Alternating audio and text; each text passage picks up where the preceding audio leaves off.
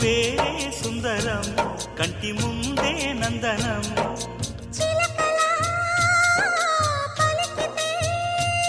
ఉండిపోదా సంబరం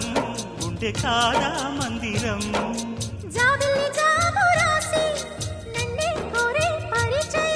పున్నగ పూలు పూసే వన్నే చిన్నే రసమయం